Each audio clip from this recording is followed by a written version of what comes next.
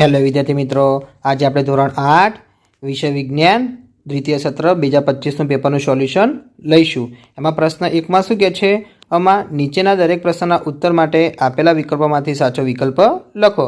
ચાલો, એમાં પ્રશ્ન 1 છે, એમાં કહે છે નર જાતીય અંતઃસ્ત્રાવ કયો છે? તો જવાબ આવશે એ, એટલે કે ટેસ્ટોસ્ટેરોન। બીજો, એચઆઈવીના સંક્રમણથી કયો રોગ થાય છે? તો જવાબ આવશે એ, એટલે કે એઇડ્સ। ત્રીજો, જે પ્રકારના બળમાં માત્ર આકર્ષણ જોવા મળે છે તેનો જવાબ આવશે સી, ગુરુત્વાકર્ષણ બળ છે। ચોથો, એક વિદ્યાર્થીના માથાનું ક્ષેત્રફળ 225 સેન્ટીમીટર સ્ક્વેર છે। તેના માથાનું ઉપર વાતાવરણની ઊંચાઈ જેટલી સ્તંભમાં હવાનું વજન 2250 ન્યૂટન છે, તો તેના માથા પરનું લાગતું દબાણ કેટલા ન્યૂટન પ્રતિ મીટરનો સ્ક્વેર હશે? તેનો જવાબ આવશે ડી, એટલે કે 10⁵ પાંચમો લઈશું, એમાં ક્યાં છે સ્પ્રિંગ કાંટાનો ઉપયોગ શાના માપન માટે થાય છે? જવાબ આવશે ડી, વસ્તુનું વજન। છઠ્ઠો, પદાર્થ પર લાગતું ઘર્ષણ બળ શાના પર આધાર રાખતું નથી? જવાબ આવશે ડી, એટલે કે સપાટીનું ક્ષેત્રફળ। 7, ધ્વનિની પ્રબળતા કયા એકમમાં દર્શાવાય છે? તો કે બી, એટલે કે ડેસિબલ। 8, નીચેનામાંથી કયા માધ્યમમાં ધ્વનિ ખૂબ ઝડપથી પ્રસરણ પામે છે? તો જવાબ આવશે સી, લોખંડ। 9, કોના ગતિને કારણે વિદ્યુત દ્રાવણમાં વિદ્યુતનું વહન થાય છે? જવાબ આવશે ડી, એટલે કે આયનો। 10, 26મી જાન્યુઆરી 2001ના રોજ મોટો ભૂકંપ ક્યાં આવ્યો હતો? જવાબ આવશે એ, એટલે કે ગુજરાતમાં। 11, આંખમાં પ્રવેશતા પ્રકાશના પ્રમાણનું નિયંત્રણ કોણ કરે છે? જવાબ આવશે સી, એટલે કે આઇરિસ। 12, આંખમાં ખામી માટે આહારમાં કયા વિટામિનની ઉણપ જવાબદાર છે? તો કે બી, એટલે કે વિટામિન એ। હવે છે વ્યાખ્યા આપો। તો પહેલી છે તરુણાવસ્થા, તો એની બે જોડે વ્યાખ્યા લખેલી છે વિદ્યાર્થી મિત્રો। તો આવશે કે જીવનકાળની એ અવસ્થા જેમાં શરીરમાં પ્રજનનની પરિપક્વતાની પ્રાપ્તિ માટે પરિવર્તનો થાય છે તેને તરુણાવસ્થા કહે છે। બીજી બળ છે, તો મેં ઉપર લખેલી છે, દેખાય છે તીર મારીને, તો એમાં આવશે પદાર્થ પર લાગતા ધક્કા કે ખેંચાણને બળ કહે છે। ત્રીજી દબાણ, તેમાં આવશે એકમ ક્ષેત્રફળ દીઠ લાગતા બળને દબાણ કહે છે। 4, ઘોંઘાટ, તો એની આવશે અસુખદ ધ્વનિને ઘોંઘાટ કહે છે। 5, વિદ્યુત દ્રાવણ, તેની વ્યાખ્યા આવશે જે દ્રાવણમાં વિદ્યુતનું વહન થાય તેને વિદ્યુત દ્રાવણ કહે છે।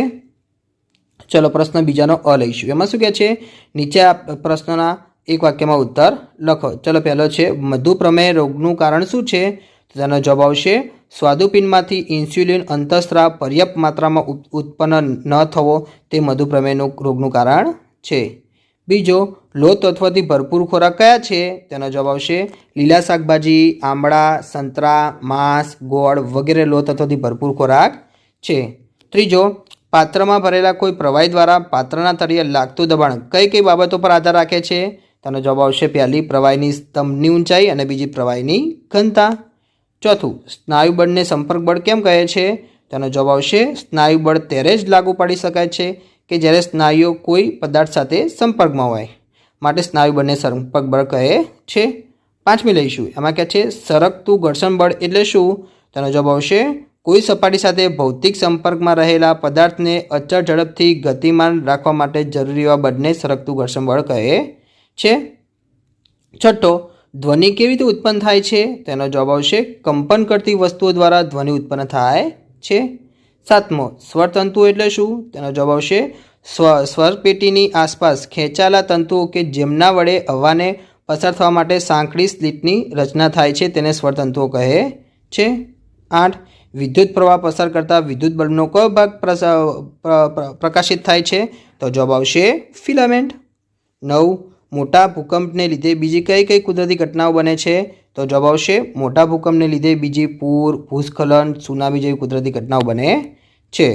10, પ્લાસ્ટિકની ફૂટપટ્ટીને કોરા વાળ સાથે ઘસવાથી તે કાગળના ટુકડાને શા કારણે આકર્ષે છે? તો કે પ્લાસ્ટિકની ફૂટપટ્ટીને કોરા વાળ સાથે ઘસવાથી ઉત્પન્ન થતા વીજભારને કારણે કાગળના ટુકડાને આકર્ષે છે।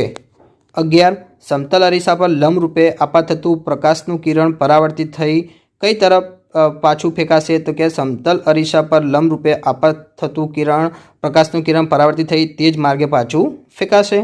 12મો લઈશું, એમાં કહે છે આપણી આંખમાં સળીકોષોનું કાર્ય શું છે? તો જવાબ આવશે આપણી આંખમાં સળીકોષોનું કાર્ય કે ઝાંખા પ્રકારની સંવેદના પારખી શકે છે। બ છે વિદ્યાર્થી મિત્રો તફાવતના બે મુદ્દા આપો, એ તમારે જાતે લખવાના રહેશે। એમાં પહેલો છે નળના ગૌણ જાતીય લક્ષણો અને માદાના ગૌણ જાતીય લક્ષણો। બીજો ઘોંઘાટ અને સંગીત। પ્રશ્ન ત્રીજાનો અ લઈશું, એમાં શું કહે છે નીચેના પ્રયોગોનું આકૃતિ દોરી વર્ણન કરો।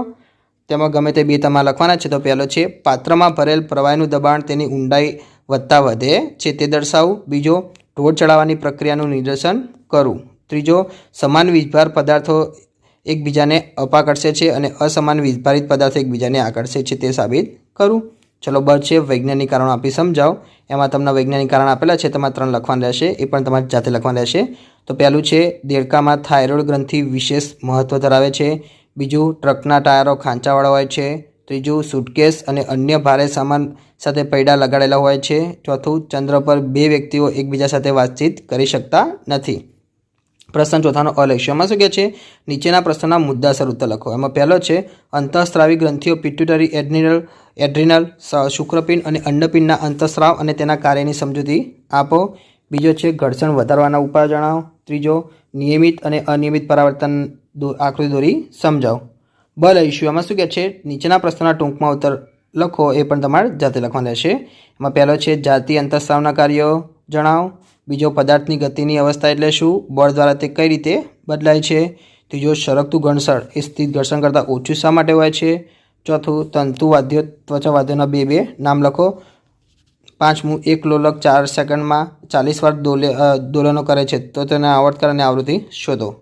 પ્રશ્ન 5નો અ છે. એમાં શું કહે છે? નીચેના પ્રશ્નોના ટૂંકમાં ઉત્તર લખો, એ પણ તમારે જાતે લખવાના રહેશે.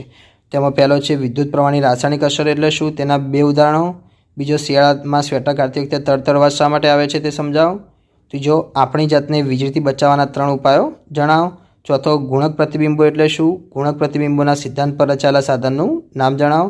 પાંચમો, જો પરાવર્તિત કિરણ આપાત કિરણ સાથે 80 અંશનો કોણ બનાવે તો આપાત કોણ કેટલો હોય તે ગણતરી કરી શોધો. બ લઈશું. એમાં શું કહે છે? નીચેના પ્રશ્નોના માત્ર ઉત્તર લખો. તો પહેલો છે ગળાના ભાગમાં આવેલ અંતઃસ્રાવી ગ્રંથિ કઈ છે? તો જવાબ આવશે થાઇરોઇડ ગ્રંથિ. બીજો, તરલમાં ગતિ કરતી વસ્તુઓનો આકાર કેવો રાખવામાં આવે છે? તો કે ધારારેખી અથવા સુવાહી.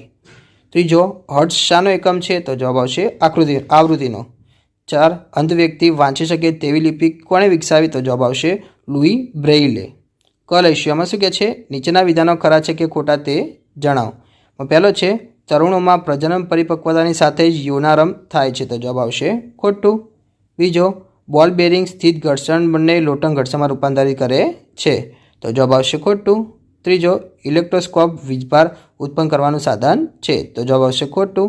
ચોથો, સમતલ અરીસા દ્વારા રચાતા પ્રતિબિંબમાં વસ્તુના પાસા ઉલટ સુલટ દેખાય છે, તો જવાબ આવશે સાચું. વિદ્યાર્થી મિત્રો, તમને મારો વિડીયો ગમ્યો હોય તો ચેનલને લાઇક, શેર અને સબસ્ક્રાઈબ કરવાનું ભૂલતા નહીં.